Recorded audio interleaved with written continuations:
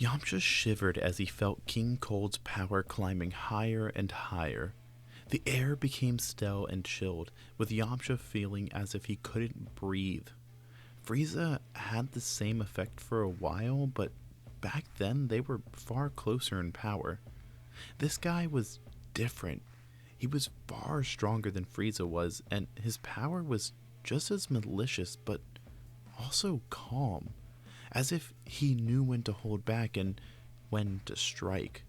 Yamcha immediately used Wrathful, but even then he was only around half as strong as Cold, who charged forward, aiming his giant horns straight at the Saiyan.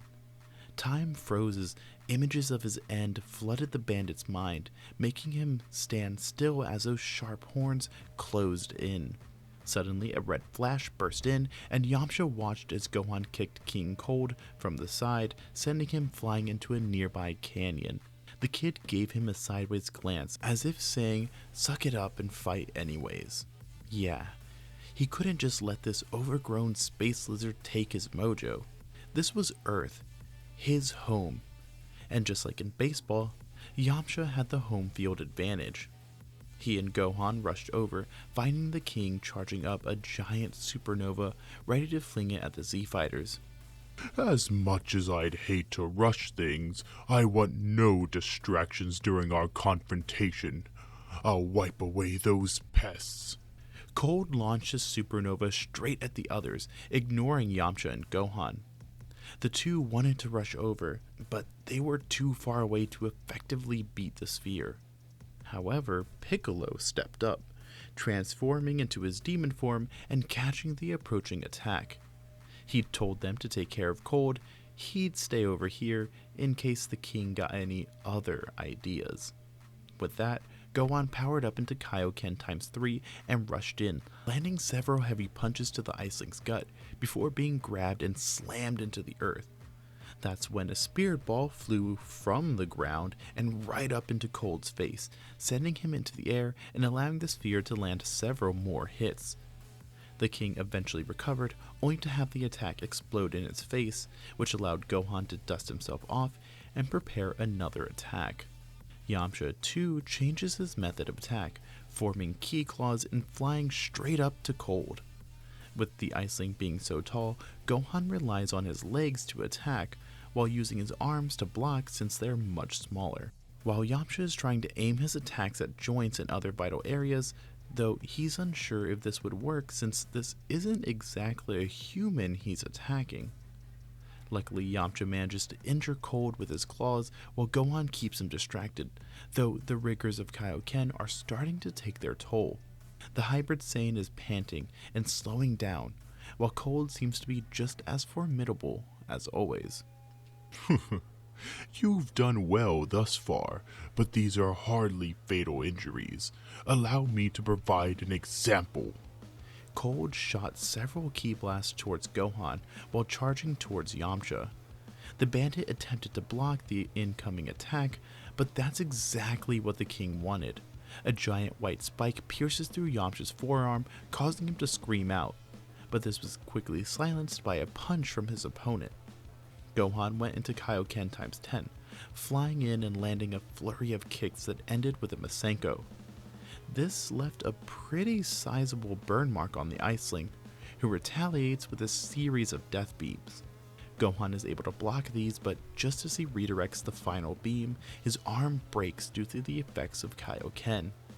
He looks off to see Goku, too injured to continue fighting Cooler, who's now also in his fifth form, with Piccolo stepping up to fight. Yamcha too is injured and cannot continue fighting, so Gohan figured this was an all or nothing deal. Gohan yells out Kaioken ×20 and begins charging up a red, one-handed Kamehameha. King Cold realizes this attack is pretty powerful and so charges up another supernova, though he's cut short when a giant red beam is launched faster than expected.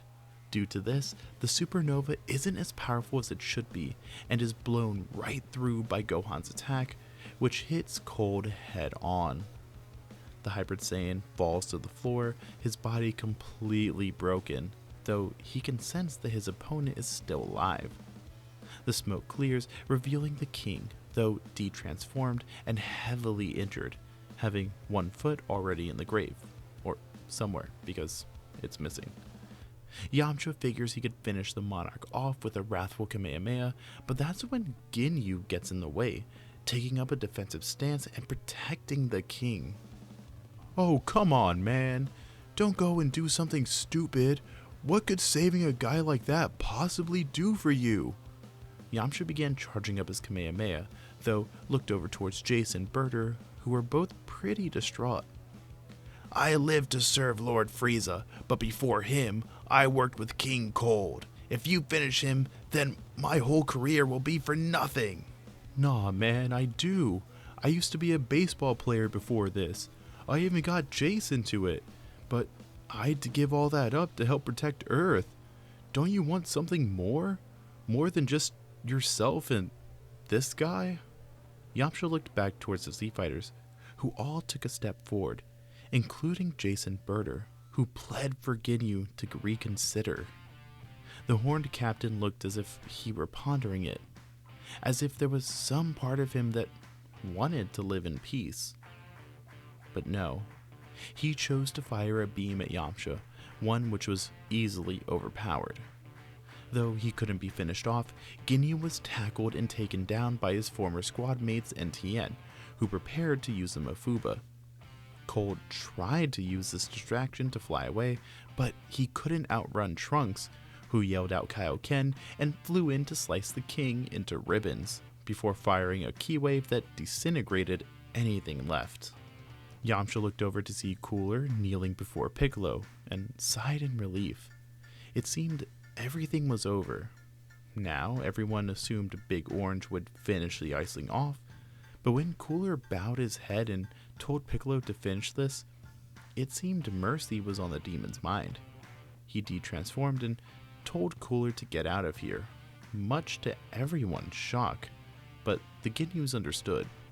It would seem sympathy and mercy ran in Earthling blood. The Iceling didn't need to be told twice, though he did thank Piccolo before going into the ship and simply flying off. Ugh, why would you do that? Do you have any idea what this means for the future?" The red-skinned boy had caught up with the others, his fierce gaze on display. "He never aimed to finish off Goku, nor did he use any dirty tricks on me. He was an honorable warrior, likely only doing this because of his father. Besides, what's it to you?"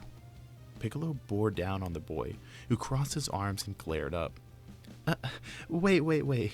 Don't start fighting, guys." Suddenly, a blonde-haired girl flies in, putting her hand on Trunks' shoulder and pulling him back a little. "Sorry, he's a little hot-headed. Either way, we need to talk to Mr. Piccolo, Yamcha, and Goku?" The girl laughs nervously, though Piccolo can sense she and the boy are serious about this, as if they have something to tell them. He can tell that they're young and have some pretty potent power. Big Green obliges, allowing Goku and Yamcha to heal up before the three walk over and begin talking with these two mysterious kids. They introduce themselves as time travelers and warn of an impending threat, a trio of androids that will wreak havoc. They aren't sure whether to believe these two or not, but when the kids power up, the red-skinned boy using Kaioken while the blonde-haired girl uses Super Saiyan, the trio quickly perks up. Goku thought the only other Saiyan out there could be Vegeta, while Yamcha is amazed that another kid can use Kaioken. The two don't share their names nor how they achieved such power, but do say this android threat is real and the Z Fighters should prepare for it. Without another word, the two get into their time machine and travel into the future. Goku is excited about this android menace, while Piccolo asks if he can train with him. Yamcha is a little nervous since apparently he dies to them in the future, but wonders if he can learn that Super Saiyan thing. However, there's something a little more pressing looming over the group as of now, and that's what to do with the captain. Ginyu had finally calmed down, But Jason Berter didn't exactly want him to be sealed away forever. They know he's a bad guy, but he was their captain for many, many years. Without him, they'd be nothing. Tien is ready to fight the two in order to steal Ginyu, but Piccolo steps in. He chose his side. If you two don't want to be sealed away too, then I suggest you all stop this rabble. That said, we have a powerful enemy that will appear in 3 years' time. An immortal training partner will be invaluable. So Ginyu has 3 years to change my mind. If not, he's getting sealed away when this is all over. The captain glares up at Piccolo, but accepts his fate. And so, 3 years of training begin. Piccolo, Goku, Gohan, and Yamcha all train together, while Ginyu, Nappa, Raditz, Jace, and Berter do their training on Capsule Corp grounds. During this time, Jace and Bulma continue hooking up, resulting in her actually getting pregnant, something the Red Magma was not counting on. He was not ready to be a father, nor did he even want to be, but Bulma decided to keep it, so he couldn't really do anything about that. Berter cheers his buddy on, though, congratulating him on scoring a wife, to which Jace says Bulma is not his wife, but there's a faint pink blush on his otherwise red face. Nappa and Berter continue trying to find love themselves, but between being a snake and a bald old man, they don't have too much luck. Raditz is encouraged to try the dating game out as well, but he says his heart lies elsewhere, somewhere on Snake Way, which confuses the frat boys since they have no idea what that is. Oh well, the group gets some pretty serious gains, pushing themselves to the brink, despite Jace being a little preoccupied with his new occupation. While training, Raditz is aiming for Super Saiyan, though it's mostly out of fear as he wasn't keen on falling to these androids, and he couldn't just run away and leave his frat brothers, could he? Besides, he had to show up his younger brother. Well, Nappa is intrigued by the Super Saiyan transformation, but he also feels as if fate has something else in store for him. Now, on the other side of the world, Yamcha and Goku are getting some serious gains.